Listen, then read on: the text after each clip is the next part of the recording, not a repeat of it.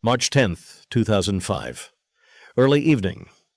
Piero's Italian Restaurant, Spring Mountain Road, Las Vegas, Nevada. Two men in their 50s walk toward the entrance, heading in for dinner. The desert air is warm and still. The valet is already moving. Then the agents appear. DEA, FBI, three directions at once. Louis Ippolito and Stephen Caracappa are in handcuffs before they reach the door. Two men, two NYPD badges turned in years earlier. 8 murders between them. The whole arrest takes less than a minute. Ippolito wasn't just another crooked cop. He was a man who had played a mob captain on the most celebrated crime film of his generation. He had stood on a set with Ray Liotta and Robert De Niro. He had taken direction from Martin Scorsese. And while the movie played in theaters across America, while audiences watched him move through the famous bamboo lounge scene as a heavy-set Gambino captain named Fat Andy. And then there was Mo Black's brother, Fat Andy. And he was committing contract murders for one of the most feared men in New York. That specific combination has never existed anywhere in the history of American crime. Here's what gets me about this story every time I come back to it. The man Ippolito portrayed on that screen was actually in a federal prison while the movie premiered. He never met the man who wore his identity like a costume. He never knew that same man was helping execute 8 people for a rival crime boss. You genuinely cannot invent this. It just happened. But here's what makes this story genuinely insane. Before any of it existed, before the movie and the murders and the 20-year manhunt that chased 2 retired cops across the country, there was a boy from Ozone Park, Queens, named Anthony Ruggiano. Before he became the feared Gambino captain who ran crews across Brooklyn and Suffolk County, he was a soldier in World War II who walked away from his post. Before that, a teenager in a neighborhood where men in double-breasted suits stood on street corners and nobody asked what they did for work. That neighborhood was not an accident, and neither was the choice Anthony Ruggiano made when he came back from the war. This is the story of how one man's entire life in the Gambino family produced a legacy so strange and so dark that it outlived him by decades. How a cop sold his badge and the public's trust to a mob boss who paid him $4,000 a month. How 2 detectives became contract killers while simultaneously building the very unit designed to catch men exactly like them. And how the irony at the center of all of it starred a Gambino captain sitting in a federal cell while every frame of that movie was being filmed. But here's the question this story never fully answers. Anthony Ruggiano was released from prison in 1997. Goodfellas had been playing on television and home video for years by then. Did he ever watch it? Did he ever see the man wearing his nickname on screen? Did he know that actor had been committing murders while he was locked up? That conversation, if it ever happened, is not in any public record. And that silence matters. Anthony Ruggiano was born on August 16, 1926, in Ozone Park, Queens. That neighborhood in the 20s and 30s was working-class Italian in the way only that corner of New York could be: 3-decker houses, church on Sunday, and a shared understanding that certain men commanded a different kind of respect and were never questioned about it. Ozone Park produced over the decades some of the most significant figures in American organized crime. That was not a coincidence. That was a culture passed down like any other inheritance. Think about what was available to a smart, ambitious boy there in the late 30s. You could take the factory job, or you could run numbers for the man at the social club on Jamaica Avenue and make in a week what your father made in a month. For a certain kind of young man, that math was not hard. Anthony Ruggiano was that kind of young man. He was big, physically imposing in the way the neighborhood noticed, and he was genuinely smart. Not educated smart, street smart, which in that world was worth considerably more. He could read people. He knew who was serious and who was fronting. He entered the orbit of the Gambino family, young, learning the rhythms of the street, who paid who, what the hierarchy meant, how to sit in a room full of men who said nothing out loud and understood everything anyway. Then the war came. Ruggiano served. And in 1947, a court convicted him of abandoning his post while in uniform and sentenced him to 5 years. He was 20 years old. That conviction tells you something important, not about cowardice, about calculation. He had already decided that the rules applying to other people did not apply to him. The Army was an institution. He did not believe in institutions. He believed in the men he knew and the codes he'd grown up with. He came back to Ozone Park and continued building what he'd started before the war. In the 1960s, he opened his own cafe in the neighborhood. That cafe became what every social club became in that world. A place where real conversations happened, where deals were made, where the hierarchy expressed itself every single day through who sat where and who waited for whom. Both a legitimate business and an illegitimate meeting room, and everyone who walked through the door understood exactly what both of those things meant simultaneously. Here's the thing about Fat Andy that most accounts reduce to a footnote. He was genuinely close to Paul Vario, the Lucchese captain who would eventually become famous through Henry Hill and the Goodfellas story. That friendship crossed family lines, which was not common and was not casual. In the world of the 5 families, where loyalty ran in one direction and mixing between organizations was watched carefully, a Gambino captain and a Lucchese captain choosing to trust each other speaks to something more essential than organizational politics. They saw past the chart to something human. That kind of bond was the real currency of that world. His son, Anthony Jr., was born in 1953. That boy grew up watching his father the way mob kids always did, with pride and confusion and the slow dawning understanding that the respect everyone showed his father came attached to something that could also end everything. Ruggiano drove his son to the cafe, to Sunday dinners, where men whose names were in the newspaper sat and spoke in ways that were never repeated outside that room. He wanted to hand the life down. That impulse to build something and pass it on is one of the most human things about these stories. It also produced consequences Anthony Sr. did not anticipate. By the 1970s, Ruggiano was running large-scale bookmaking operations covering Brooklyn and extending out into Suffolk County, on top of loan sharking rackets that generated consistent revenue. That infrastructure, the ability to corrupt officials and maintain insulated operations, would eventually be what brought him down. But in the late 70s and early 80s, it made him powerful enough that serious people inside the Gambino family were discussing him as a potential future underboss. Remember that name, Paul Vario. It comes back.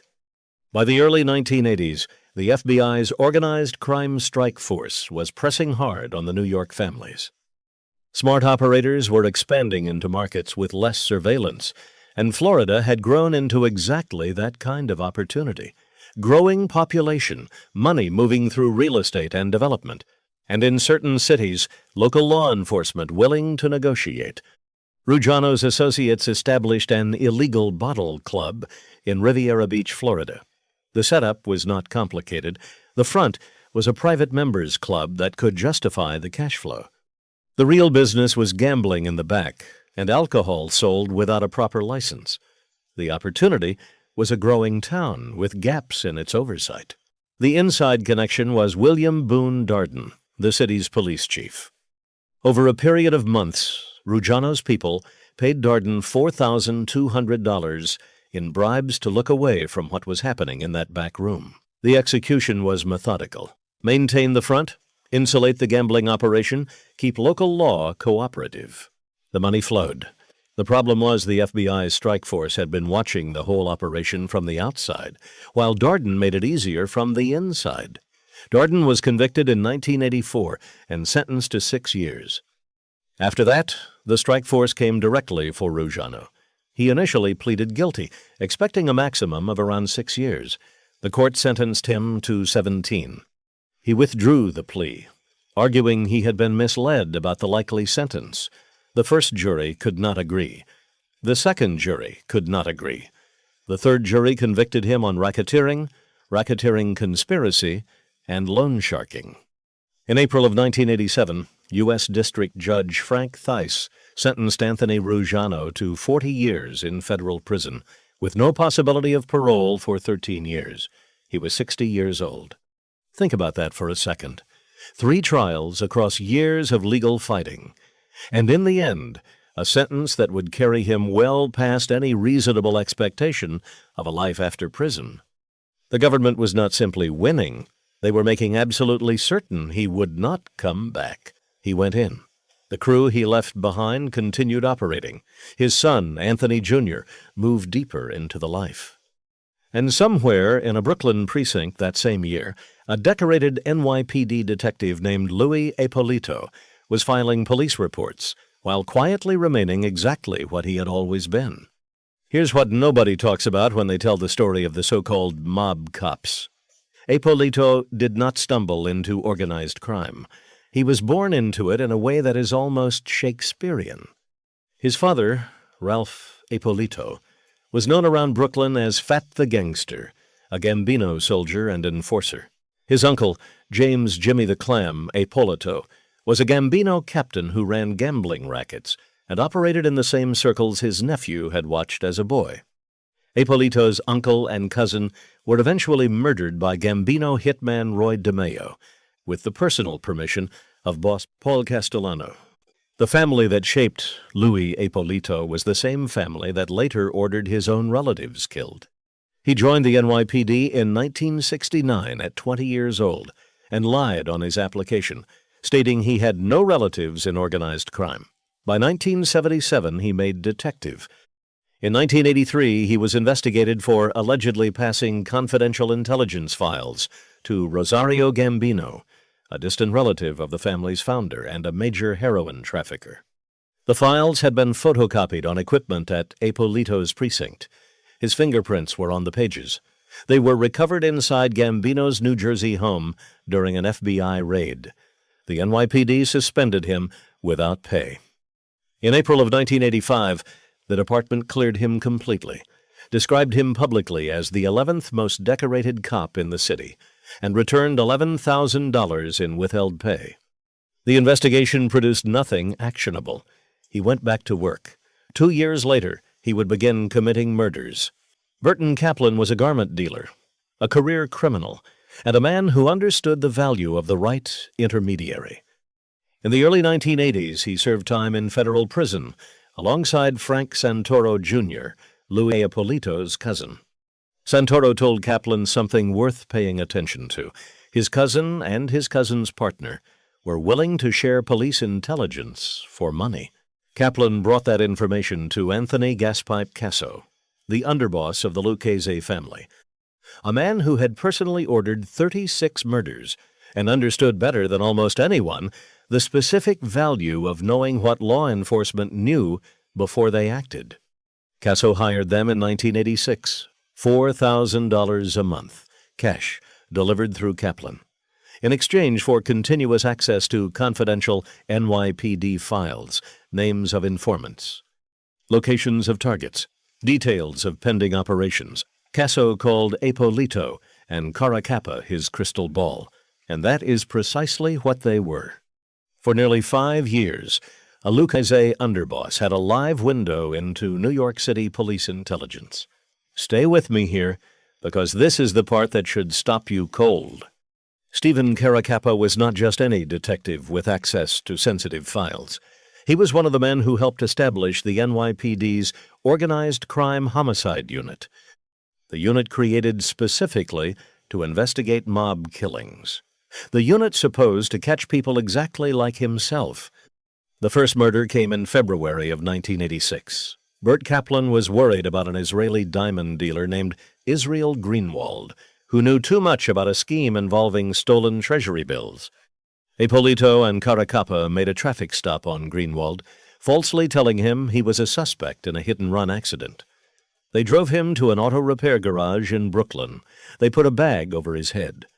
Santoro shot him. The 3 men buried his body beneath the concrete floor. Israel Greenwald, a man who worked in diamonds, whose only connection to organized crime was the misfortune of knowing one person who was connected. His skeleton was recovered 19 years later, only after the arrests. In October of 1986, after an attempt on Casso's life, the two detectives located a man named James Hydell in Bay Ridge, Brooklyn. They handcuffed him, locked him in the trunk of their car, and drove him alive to Casso. Casso paid $40,000. His people tortured Hydell to death. His body was never recovered. That December, Casso asked Kaplan to have the two cops use police computers to find the address of a man named Nicholas Guido. Ippolito wanted more money for the job. Another $4,000 on top of the retainer. Casso declined and found the address himself. He sent a hitman to a Brooklyn address on Christmas Day, 1986. Outside the house, in front of family, the shooter fired into a parked car. The man inside died.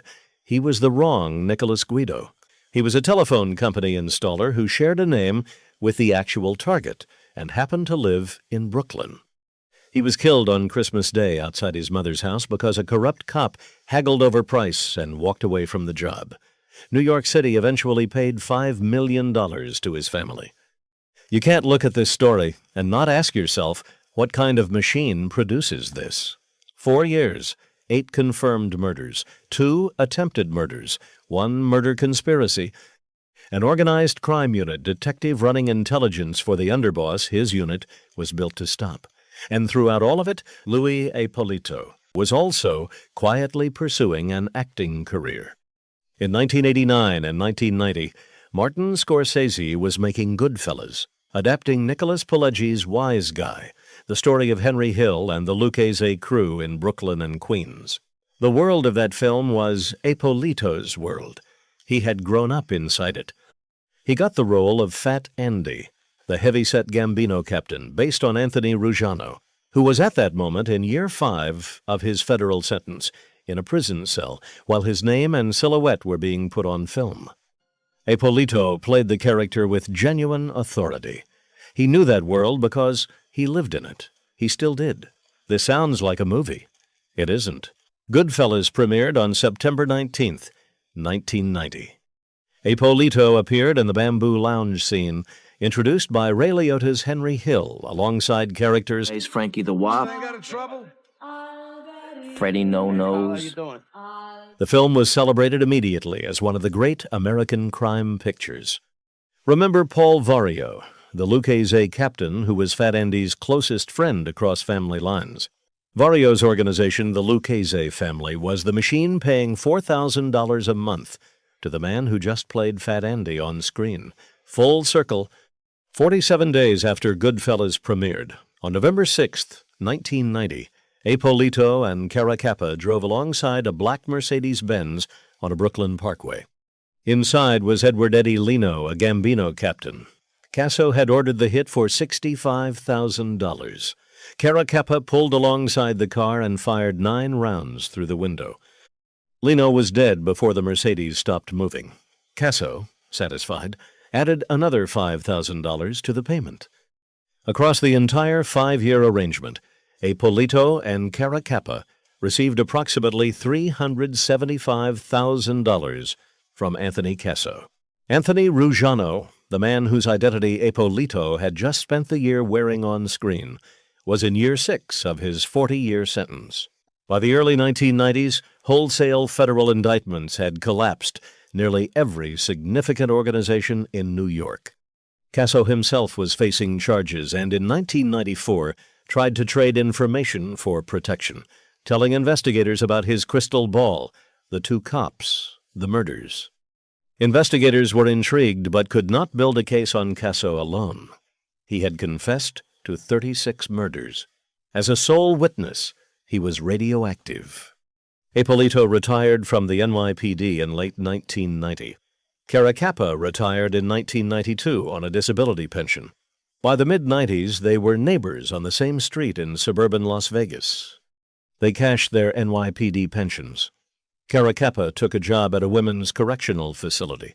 Ippolito sold cars and entertained colleagues with crime scene photographs from his years on the force. In 1996, Kaplan was arrested in New York in connection with a $10 million marijuana ring and sentenced to 27 years.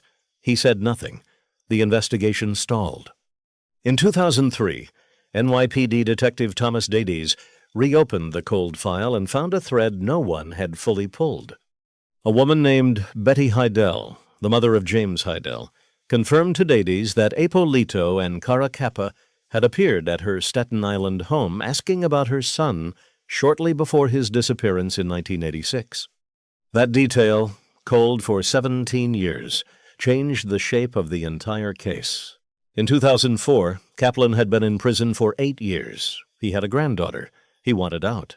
DEA agents offered him a deal, and he took it, providing 2 days of detailed testimony at trial about every payment, every murder, every conversation he had carried between Casso and the two detectives for nearly a decade. March 10th, 2005, Piero's Restaurant, Las Vegas. The agents moved in. Both men were cuffed without incident. Both insisted on their innocence, then and for the rest of their lives. At sentencing, Ippolito told the court, "The federal government can take my life. They can't take my soul. They can't take my pride. They can't take my dignity. I was a hard-working cop. I never hurt anybody." The jury took 2 weeks to convict them on all counts. On March 6, 2009, Judge Jack Weinstein sentenced Louis Ippolito to life in prison plus 100 years and fined him more than $4 million. Stephen Caracappa received life plus 80 years and an identical fine. Judge Weinstein called what they had done treason against the people of New York City and their fellow officers. Investigators recovered Greenwald's skeleton from beneath the garage floor 19 years after it was put there. The federal indictment listed 45 counts. Here's the part of this story that stays with you longest. Anthony "Fat Andy" Ruggiano was released from federal prison in 1997 after serving 13 years. He came back to a world that had moved on without him. The RICO prosecutions of the 80s and 90s had gutted the families. The men he'd known were dead, imprisoned, or cooperating. He was 70 years old and in failing health. He died in March of 1999, 2 years after his release. He died before the arrests. He died before the trial. He died without ever knowing the man who had worn his name on the most celebrated mob film in history had simultaneously been executing 8 people for a Lucchese underboss. He died without knowing what had been done in the shadow of his identity. And he died without knowing that the same Lucchese family his old friend Paul Varillo had served was the organization that bankrolled everything. Stephen Caracappa died on April 8, 2017, in a federal prison hospital in North Carolina from cancer, still claiming his innocence, having lost every appeal. Louis Ippolito died on November 3, 2019, in federal custody at a hospital in Tucson, Arizona, at 71 years old. His cause of death was never publicly disclosed. He died the way he had operated, with the official account intact and the true one sealed. New York City paid $18.4 million to settle 7 lawsuits brought by families of their victims. Nearly $10 million went to a man who had spent 19 years in prison after the 2 detectives framed him for the murder of a prostitute. $5 million went to the family of the telephone installer named Nicholas Guido, killed on Christmas Day, 1986, because a mob cop decided the extra $4,000 wasn't worth the trouble. Anthony Ruggiano Jr. eventually walked away from the life his father had built and handed to him. He cooperated with authorities, got clean, and has spent years speaking in prisons and youth programs about what that world actually costs on the inside. He talks about his father honestly. He doesn't romanticize it. That is not a small thing. In a story with almost no redemption, it is the only one there is. Here's what I keep coming back to with this story. The deepest corruption is the kind that wears the most credible uniform. Ippolito wasn't a dirty cop who slipped through the cracks. He was the 11th most decorated officer in New York City. He was examined directly, cleared formally, given his payback, and handed his badge with a department statement calling him a picture of its finest. The system built to catch people like him looked him in the face, saw nothing to concern it, and sent him back to work. That is not a procedural failure. That is the central terrifying fact of the entire case. The machine designed to protect people handed a killer back his tools and called it justice. And that's not just this story. That is the specific vulnerability the five families exploited better than any other criminal organization in American history, which is that any institution can be worked from the inside by the right person placed in the right position. The crystal ball was not a sophisticated operation. It was a straightforward one. Find someone with access and a reason to say yes. The NYPD's Organized Crime Homicide Unit, the task force built precisely to investigate and dismantle mob murders, was being read in real time by the underboss it was designed to stop for nearly 5 years. Because two men decided their oath meant nothing alongside the right amount of money and the right kind of loyalty to the world they'd actually come from. Piero's Italian restaurant is still open on Spring Mountain Road in Las Vegas. You can get the linguine. The parking lot looks like every other parking lot on that stretch.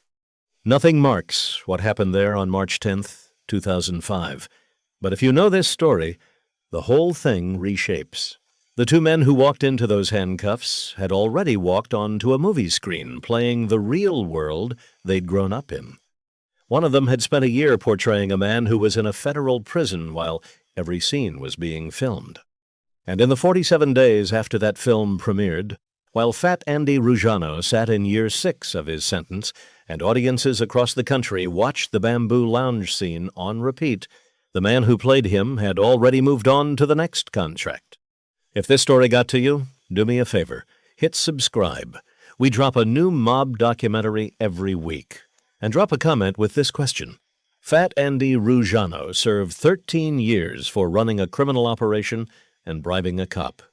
Louis Apolito committed 8 murders while carrying an NYPD badge and served none until 2005. Which man, in your view, did more actual damage to New York? Let's hear it.